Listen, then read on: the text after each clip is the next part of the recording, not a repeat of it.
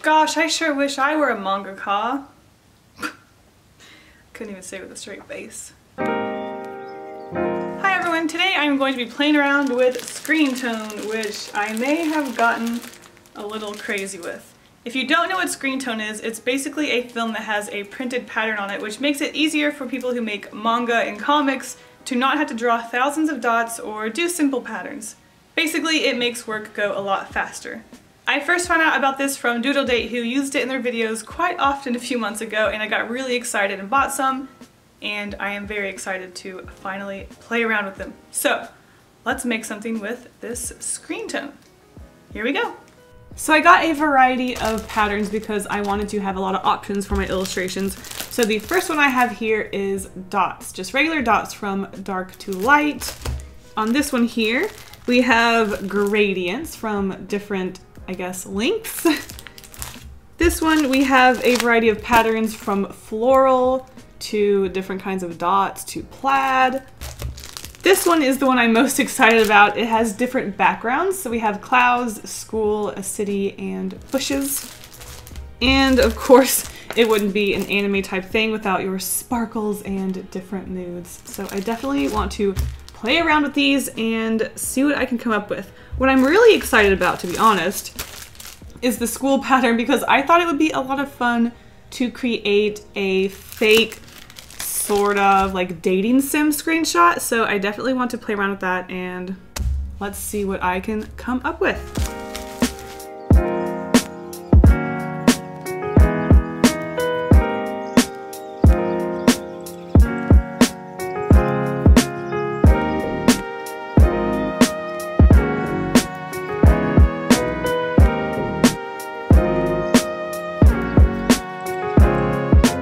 So like I said, I really wanted to make a sort of fake screenshot from a dating sim because I was really inspired by that school background.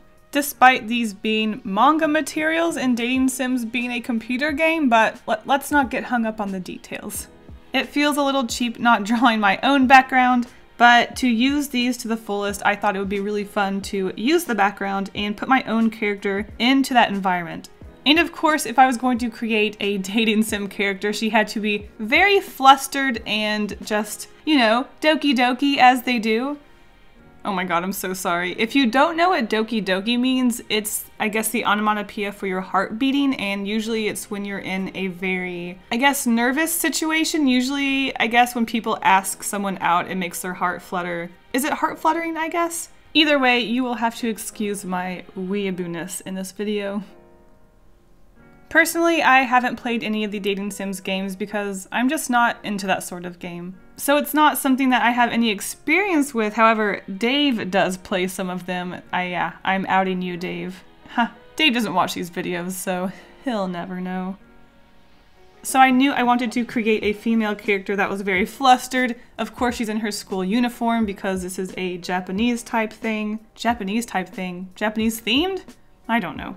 Either way, I thought it would be fun to put a Japanese sort of character in my style, and I think it's really fun, and I love to play around with the shapes. So having the triangular school uniform and the rectangular sleeve arm piece and just the hairstyle and everything, it was a lot of fun to play around with, putting, I guess, a very different styled sort of character into my style.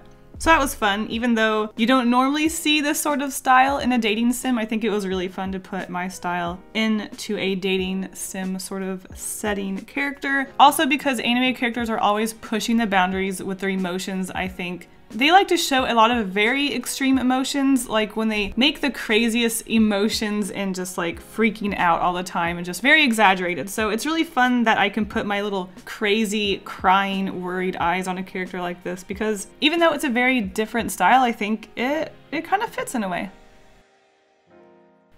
Okay, I have talked enough about the style of anime. Let's talk about the Screentone, because I actually had so much fun playing around with this stuff. I actually went into a Twitch live stream immediately after recording this video and made several more illustrations.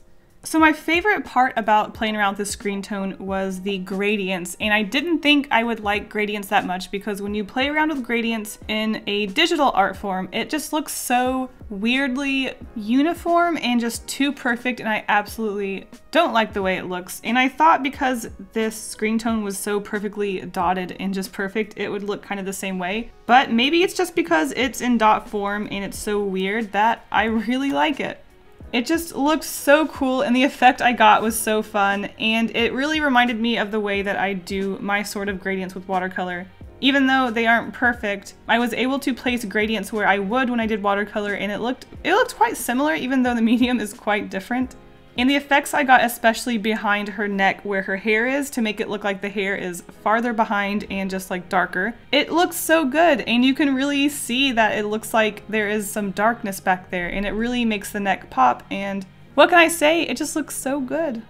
And also just the fact that you're playing around with shapes and you're cutting out pieces, and I'm not the best with paper crafting, so I really wanted to, I guess, simplify my shapes. That also, I think, went around with my style really well, and I just love the outcome with this. And even though the screen tone wasn't very sticky and that kind of got hard when I was working with the smaller pieces, it was quite easy to cut. You barely had to put any pressure with your X-Acto knife to make a cut, which was really nice because when I was layering things, I got a little scared that I would cut through them, and it wasn't even cutting the paper, so that worked great as well. Overall, I'm just very happy with how this screen tone illustration turned out, and I really love the effects you can get with it, especially when you layer two different types. The little dots can turn into some really cool looking patterns if you layer it right. You can either get little squares or little spirals or just different patterns with them. Not meaning to, but just the way you put them on top of each other can create some really cool effects if you play around with that. So this is something that I would definitely play around with more in the future, especially during live streams. I think it's a very chill and fun thing to watch. Or at least, for me, fun to do.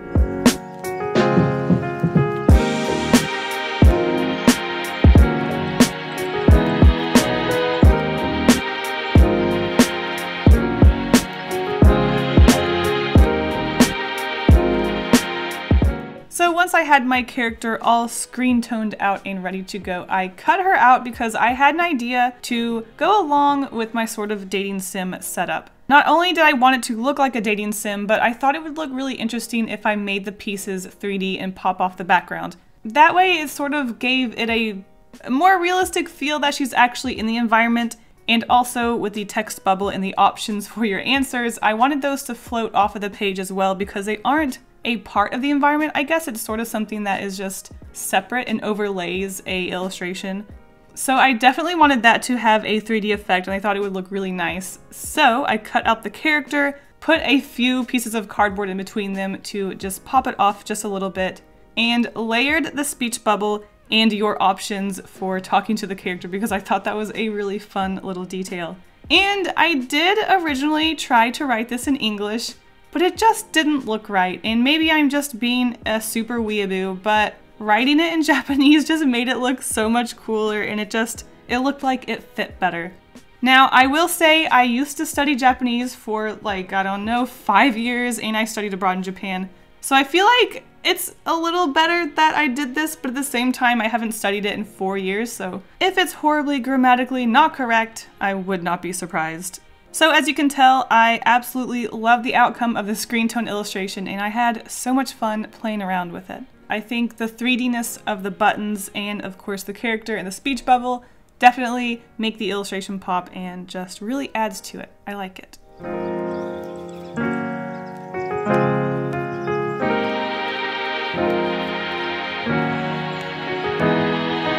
So I hope you guys enjoyed this video. I certainly had fun playing around with screen tone if I haven't said it 100 times already. Be sure to follow me on Twitch where I drew these bonus guys in a live stream, and I will see you guys in the next video. Bye!